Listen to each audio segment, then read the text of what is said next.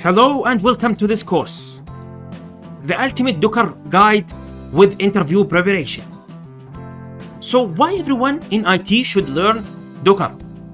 Docker really simplifies how you develop and deploy your code and run your application.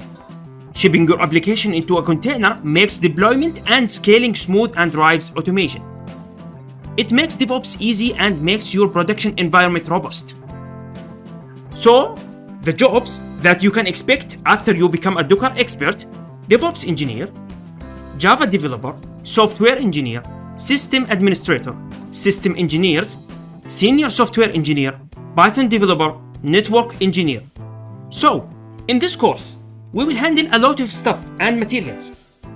What is Docker and why? To learn it. Virtual machines versus containers. How Docker works and architecture overview. Docker engine. We will handle what is Docker engine and how it works. Docker images, Docker containers, Docker networking. Docker commands. We will have the most important commands that you need. Containers management. We will launch our first Nginx container and learn how to build it and to work on it from the scratch. How to handle Docker file, how to write it, how to read it, and how to understand it fully.